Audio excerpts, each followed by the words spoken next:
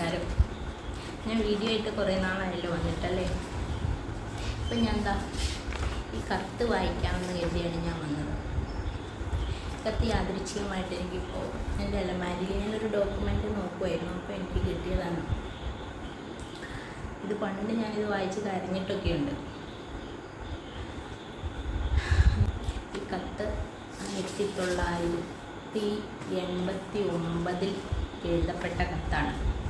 എൻ്റെ കയ്യിൽ കുറേ അധികം തപാലുണ്ടായിരുന്നു. എൻ്റെ ചെറുപ്പത്തിൽ, കൗമാരത്തിൽ, യൗവനത്തിൽ കിട്ടിയ കുറേ കത്തുകൾ എൻ്റെ ബാഗിലുണ്ടായിരുന്നു. പക്ഷെ അന്ന് വായിച്ചതല്ലാതെ പിന്നീട് ഞാനത് വായിച്ചിട്ടില്ല. കാരണം ഞാനത് വായിച്ചത് അവൾ വെച്ചിരുന്നു. അങ്ങനെ എൻ്റെ കയ്യിൽ കുറേ കത്തുകൾ എൻ്റെ ഒരു ബാഗിൽ എവിടെയോ ഇരിപ്പുണ്ടെന്ന് അറിയാമെന്നല്ലാതെ അതിൻ്റെ അകത്ത് പിന്നീടത് മറന്നുപോയി. അത് ആരൊക്കെ എഴുതിയതാണെന്നും അതിൻ്റെ ഉള്ളടക്കം എന്താണെന്നൊക്കെ ഞാൻ മറന്നുപോയി. പക്ഷേ ഈ അടുത്തിടെ ഞാൻ കഴിഞ്ഞ വർഷമാണെന്ന് തോന്നുന്നു, നമ്മൾ ഒക്ടോബർ തപാൽ ദിനാചരണത്തോടനുബന്ധിച്ച് ഞാൻ കുറച്ച് പഴയ കത്തുകൾ എഴുതി പോസ്റ്റ് ചെയ്തിരുന്നു FB-യിൽ. അപ്പോൾ ഭയങ്കര ആളുകളൊക്കെ അത് ഒരു നൊസ്റ്റാൾജിക് ഫീലിങ്ങോടെ അടുത്ത കത്തില്ലേ എന്ന് ചോദിച്ചപ്പോൾ ഞാൻ അങ്ങനെ ഒരു 50ഓളം കത്ത് ഞാൻ പോസ്റ്റ് ചെയ്തിരുന്നു. പക്ഷെ അതൊന്നും ഈ കത്ത് എൻ്റെ കണ്ണിൽ പെട്ടില്ല കേട്ടോ. കാരണം ഈ കത്ത് ഞാൻ ആ കത്തുകളുടെ കൂടെ അല്ല വെച്ചിരുന്നത്. ഞാൻ ആദ്യം സൂക്ഷ്മതയോടെ മറ്റൊരു ഫയലിലാണ് വെച്ചിരുന്നത്. കാരണം ഇതൊരാൾ എന്നോട് അവരുടെ കഥ എഴുതാവോ എന്ന് ചോദിച്ചുകൊണ്ട് അതിന് ആസ്പദമായ ചില ഡോക്യുമെൻറ്റ്സുകൾ, പേപ്പർ കട്ടിങ്ങുകൾ, അഡ്രസ്സ് കാണിക്കരുത്, ഇത് ഇല്ലൻഡ് ലെറ്ററിൽ എഴുതിയ കത്താണ്. അപ്പോൾ അതിൻ്റെ കോപ്പി എടുത്തിട്ട് ഒറിജിനൽ അവരെടുത്തു, കോപ്പി എനിക്ക് തന്നു. ഇത് പോലീസുകാരുടെ കൈവശം ഇരുന്ന ഒരു കത്തായിരുന്നു കേട്ടോ. അവരുടെ ആവശ്യം കഴിഞ്ഞപ്പോൾ ഇവരുടെ ബന്ധുക്കൾക്ക് ഇത് കൊടുത്തു. അവർ മുഖേന എനിക്ക് കിട്ടിയ കത്താണിത്. എന്തായാലും ഇന്ന് ഞാൻ ആ കത്ത് വായിക്കാം കേട്ടോ. എന്നിട്ട് ഇതിൻ്റെ അവസാനം ഞാൻ പറയാം. ഈ കത്ത് എഴുതിയ ആളെക്കുറിച്ച് ഞാൻ അവസാനം പറയാവേ. ഞാൻ കത്ത് വായിക്കാം. വായിച്ചു വരുമ്പോൾ എനിക്ക് വിഷമം വരും. ഞാൻ ഇമോഷണലാണ് ഭയങ്കരമായിട്ട്. ഡിയർ പപ്പ, അറിയുന്നതിന് പപ്പ ഇവിടെ നിന്നും പോയിട്ട് ഇന്നേക്ക് 15 ദിവസമായല്ലോ. കത്തോ ആളോ ഇന്ന് വരും നാളെ വരും എന്നോർത്ത് കാത്തിരുന്നിട്ടും ഇതുവരെയും കാണാത്തത് കൊണ്ട് എഴുതുകയാണ്. ഒരു കത്തയക്കാൻ പോലും തോന്നിയില്ലല്ലോ. ഇതിന് തക്കവണ്ണം ഞാൻ എന്താണ് ചെയ്തത്? ഇങ്ങനെ ഒരു കത്ത് കിട്ടാനായി കാത്തിരുന്ന ദിനങ്ങൾ പണ്ടുണ്ടായിരുന്നതായി മറന്നുപോയോ? അന്നത്തെ പോലെ ഞാൻ ഇന്നും കാത്തിരിക്കുന്നു. ഒരു കത്തയക്കാൻ മനസ്സുണ്ടെങ്കിൽ അയക്കുക. കുഞ്ഞുങ്ങൾ പപ്പ ഇന്ന് വരും നാളെ വരും എന്ന് പറഞ്ഞ് കാത്തിരിക്കുകയാണ്. ഡാഷിന് ഭയങ്കര വിഷമമാണ്. പപ്പയെ കാണിച്ചു തരണമെന്നും പറഞ്ഞ് കരച്ചിലാണ്. ഞാൻ എന്താണ് ചെയ്യേണ്ടത്? ഒന്നും ആലോചിക്കാതെ ആരും ഒന്നും പ്രവർത്തിക്കില്ല. നമ്മുടെ പവിത്രമായ ബന്ധം തകർക്കാൻ വേണ്ടി ആരോ എന്തോ ചെയ്തിരിക്കുകയാണെന്ന് എനിക്ക് പൂർണ്ണ ബോധ്യമുണ്ട്. അതുകൊണ്ട് അതിന് എന്താണ് വേണ്ടതെന്ന് വെച്ചാൽ നമുക്ക് ചെയ്യാം.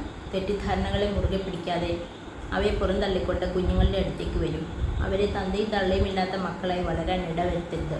മാതാപിതാക്കൾക്ക് ഇല്ലാത്ത എനിക്ക് അതിൻ്റെ പ്രത്യാഘാതങ്ങൾ എന്തെന്ന് നന്നായി അറിയാം. അതുകൊണ്ടാണ് പറയുന്നത്, നമ്മുടെ കുടുംബമാണ് ഈ വാശി കൊണ്ട് തകരാൻ പോകുന്നത്. അത് തകർക്കണം. കുട്ടികളെ ഓർത്തെങ്കിലും അവരുടെ ഭാവി ശോഭനമാക്കി തീർക്കാൻ നമ്മുടെ ജീവിതപാതയിൽ പല പ്രതിബന്ധങ്ങൾ വന്നെന്ന് വരാം. അതിനെ സധൈര്യം നേരിടാൻ നാം തയ്യാറാകണം. അല്ലാതെ ഇടറി വീഴുകയല്ല വേണ്ടത്. ഞാൻ അതിന് തക്ക തെറ്റുകൾ ചെയ്തിട്ടുണ്ടെങ്കിൽ ദൈവം എന്നോട് അതിന് തക്കവണ്ണം പ്രതിഫലം തന്നുകൊള്ളട്ടെ. മറ്റുള്ളവർക്ക് പരിഹസിക്കാൻ ഇടം കൊടുക്കാതെ സൂക്ഷിക്കുന്നത് എല്ലാവർക്കും നല്ലതായിരിക്കും. കുഞ്ഞുങ്ങളുടെ ഭാവിയും സുരക്ഷിതമാകും. ഇങ്ങോട്ട് വരാൻ ഇഷ്ടമില്ലെങ്കിൽ ഒരു കത്തയക്കുന്നതിന് ബുദ്ധിമുട്ടാവില്ലല്ലോ. അതുമില്ലെങ്കിൽ പിന്നെ ജീവിതം എന്താണ്?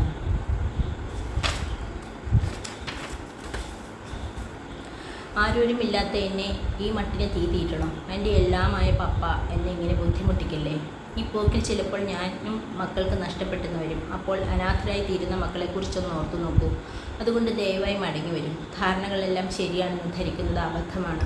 അബദ്ധധാരണകളെ സുബദ്ധധാരണകളാക്കി മാറ്റിത്തരാൻ സർവശക്തനായ ദൈവത്തോട് പ്രാർത്ഥിക്കുന്നു. അല്ലാതെ എനിക്ക് മറ്റെന്ത് ചെയ്യാൻ കഴിയും? 12 വർഷത്തെ ദാമ്പത്യ ജീവിതത്തിൽ ഇപ്പോഴാണ് എൻ്റെ ഭർത്താവ് എന്നെ സംശയിക്കാൻ ഇടവന്നത്. ദൈവം സാക്ഷിയാക്കി ഞാൻ പറയുന്നു, പ്രാണന് തുല്യം സ്നേഹിച്ചിരുന്ന എൻ്റെ ഭർത്താവിനെ ആരോ വഞ്ചിച്ചിരിക്കുന്നുവെന്ന്.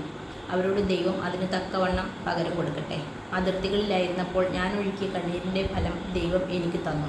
അതുപോലെ ദൈവമേ, എൻ്റെ ഭർത്താവിനെ എനിക്ക് തിരിച്ചു തരണേ എന്ന് പ്രാർത്ഥിക്കുന്നു. എൻ്റെ മലയാറ്റൂർ മുത്തപ്പ, നീ എന്നോട് കരുണ കാണിക്കണേ. എനിക്ക് മറ്റാരുമില്ല എന്ന കാര്യം ഞാൻ പ്രത്യേകിച്ച് പറയേണ്ടതില്ലല്ലോ. ഒന്നും അറിയാത്ത എന്നോട് ഇങ്ങനെ പെരുമാറിയാൽ ദൈവം നിങ്ങളെ വെറുതെ വിടുകയില്ല. അതുകൊണ്ട് എല്ലാം മറന്നിട്ട് കുഞ്ഞുങ്ങളുടെ അടുത്തേക്ക് വരൂ. ഇല്ലെങ്കിൽ ഒരു കത്തെങ്കിലും അയക്കൂ. ഇന്ന് ഡാഷ്. കത്ത് ആദ്യം ഞാൻ എഴുതിക്കൊണ്ടിരുന്നതിൻ്റെ ഇടയ്ക്ക് കത്തുകൾ, കാരണം ഈ കത്തെഴുതാനുള്ള സാഹചര്യവും അതിനുശേഷം സംഭവിച്ചതൊക്കെ അറിയാമല്ലോ. അതുകൊണ്ട് അവരുടെ ആ ഫീലിംഗ് എനിക്ക് മനസ്സിൽ വരുമ്പോൾ ഞാനത് ആദ്യമായിട്ട് വായിച്ചപ്പോൾ ഞാൻ കരഞ്ഞു പോയിരുന്നു കേട്ടോ. ഇപ്പം എനിക്കങ്ങനെ തോന്നുന്നില്ലെങ്കിലും വിഷമമുണ്ട്. ഇവർ മരണപ്പെട്ടു പോയി. ഈ കത്ത് എഴുതിയതിൻ്റെ 7-ാം പക്കം. ഈ കത്ത് ആർക്കാണോ അവരെഴുതിയത് അദ്ദേഹം വന്നിട്ട്